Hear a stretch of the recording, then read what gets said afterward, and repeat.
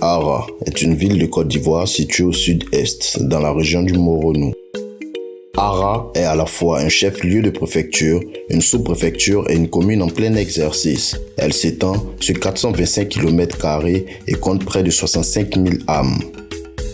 Cette ville est le siège de la tribu Agni Ayua, un peuple appartenant au grand groupe Akan, reconnu pour la particularité de cette tradition.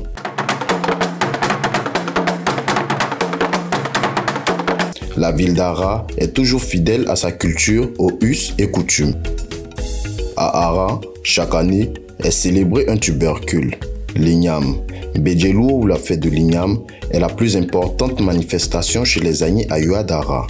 Parce que l'igname est ce tubercule salvateur qu'a connu la tribu Ayua lors de sa migration du Ghana en Côte d'Ivoire.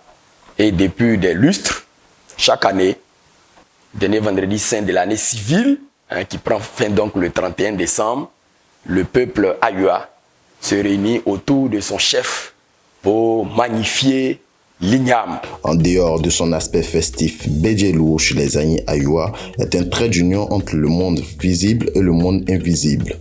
Elle permet au peuple d'exprimer solennellement sa gratitude aux ancêtres pour leur assistance et protection durant l'année écoulée et solliciter leur accompagnement au cours de l'année à venir. Cette cérémonie traditionnelle est soumise à un ensemble de règles et de codes vieilles de près de 3 siècles. La fête des ignames n'est pas venue au hasard. La fête est venue depuis le Ghana. Le peuple Ayua est quitté au Ghana, non loin de Koumassi, un petit village qu'on appelle Dangira.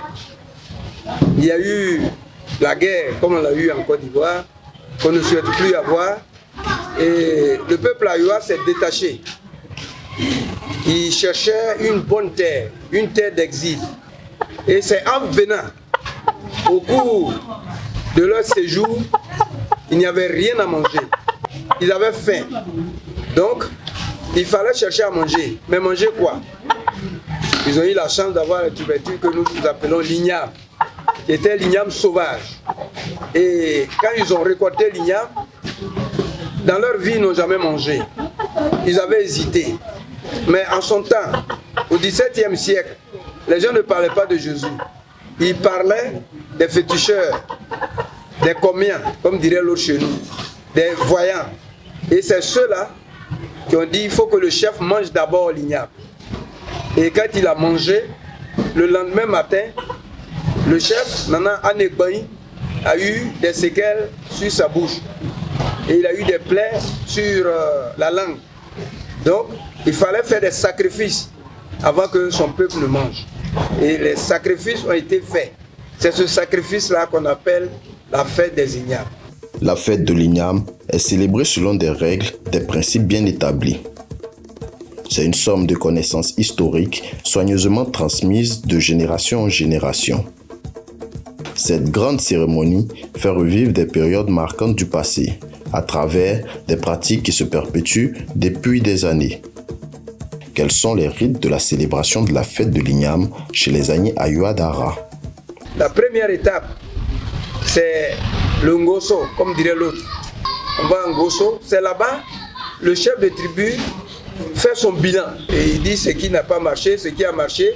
Et ensemble, nous demandons à nos mânes, à nos ancêtres, à nos forêts sacrées de protéger le chef et de tous ces notables de la population. Et une fois c'est fait, ce jour-là, à partir de ce vendredi, Ara, la tribu Ayua n'a pas d'enterrement. Il n'y a pas de pleurs. On n'annonce jamais le décès. Donc, ça suit une semaine. Et le vendredi prochain, c'est le jour J qu'on doit fêter la fête. Le Ngoso est le premier rite de la célébration de la fête de l'igname. Selon des sources orales, le Ngoso proviendrait d'un fétiche appelé Ngo, qui au temps ancien appartenait au peuple Atié. Ce rite hautement spirituel est réservé exclusivement aux initiés. Le jeudi à 19 h, nos jeunes gens qui sont initiés prennent des brins de paille et ils allument pour sillonner les artères d'Ara. C'est un signe de chasser les mauvais esprits et de faire venir le bonheur. Le rite du porte-flambeau ou sortie en Agni est la deuxième étape de la célébration de la fête de l'Igname. Tout commence par le rugissement du tambour-parleur, un orchestre traditionnel très particulier. À Ara, le tambour-parleur communique, sensibilise et éduque. C'est le haut-parleur du chef.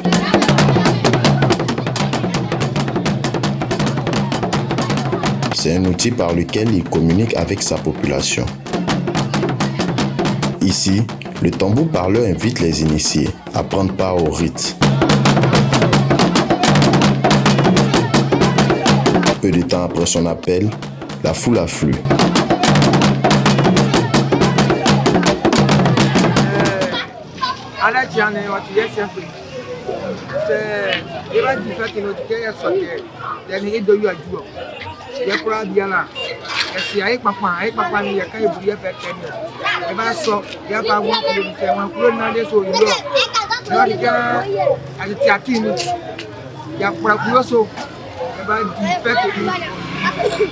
Les initiés, munis de branches de palmier séchées, sont prêts à passer à l'acte.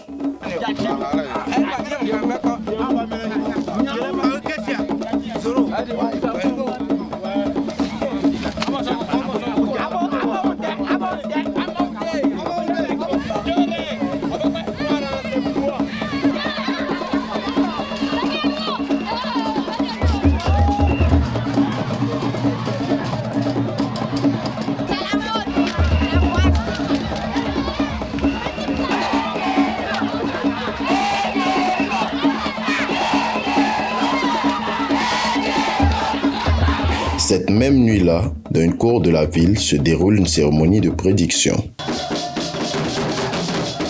Les Komians sont dotés d'un pouvoir de prévention de malheurs et de guérison.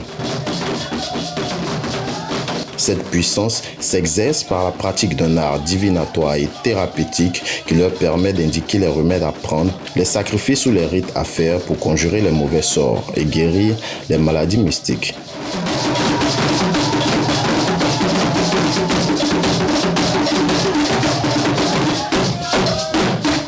Ces pouvoirs sont mis au service de la communauté entière dans le cadre de pratiques publiques fréquentes et obligatoires à l'approche de la célébration de la fête de l'Igname. Les Komians signalent les éventuels malheurs qui planent sur la ville, les épidémies qui approchent ou le mauvais sort jeté par les ennemis.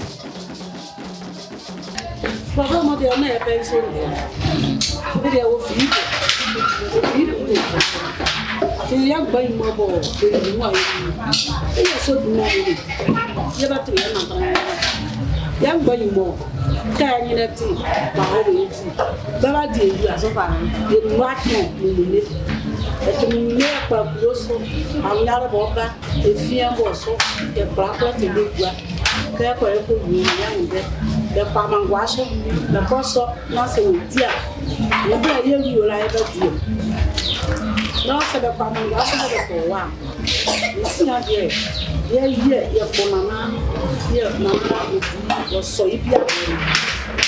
non, c'est là, il y a mon cahier. Son billet est pas mal. Ben, on a dit quoi ça veut dire le football. Le soir, il y a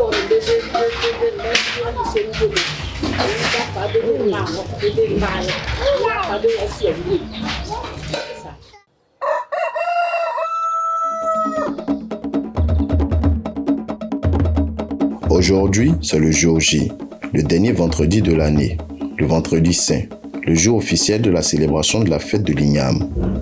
À 8 h, il y a une famille qui va rentrer dans le bois sacré et dès leur sortie, ils vont aller annoncer au chef de tribu et à sa famille que nous pouvons faire la fête. Tant que ceux-là qui sont rentrés dans la forêt sacrée ne sont pas sortis pour annoncer qu'on peut faire la fête, on va rester tout le temps au village, on ne pourra pas faire la fête. Et nous prions qu'ils sont rentrés depuis 7 h, qu'avant 9 h ou 10 h, qu'ils sortent.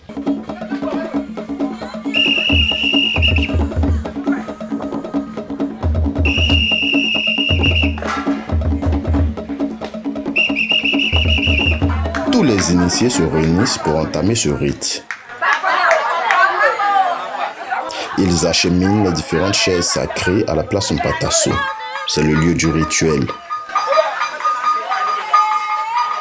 Une armée de Komians veille sur le bon déroulement de la cérémonie. Elles chantent, dansent et répandent de la poudre blanche pour purifier le passage et repousser les attaques mystiques des ennemis. Les différentes chaises et les objets sacrés sont disposés selon un ordre strict transmis par les anciens. Telle une équipe de football, chaque chaise doit être à sa place. Le chef de terre est le Biasso-Fouet, une personne ressource qui détient les connaissances des rites et des pratiques traditionnelles. Issu d'une famille de dignitaires, il est celui qui est habilité à adorer les chaises sacrées lors des grandes manifestations. Il fait une libation avec du djinn, en invoquant les mânes, les ancêtres et plusieurs autres entités. Il leur remercie d'avoir pris soin de l'année écoulée et formule des vœux de bonheur pour la nouvelle année.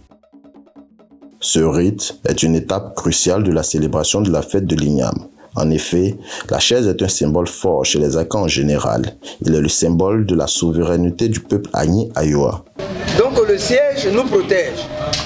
Le siège, c'est notre valeur, notre vie, notre bonheur, notre avenir, c'est le siège sacré. Le sacrificateur égorge des animaux et répand leur sang sur les différents objets sacrés. Si l'animal égorgé est couché à plat ventre en battant les ailes, c'est que le rite a réussi. Les festivités se poursuivent, le chef fait sa parade, la joie se propage dans toute la ville. Les rites sont propres aux humains, par leur dimension sociale et sacrée. Ils nous apportent des repères stables qui nous permettent de se sentir reliés à une culture unique. Plus que de simples retrouvailles, les rites de la célébration de la fête de l'Igname chez les Agni Ayoa représentent un moment de communion avec les mânes et les ancêtres et une occasion de sauvegarder son riche patrimoine culturel.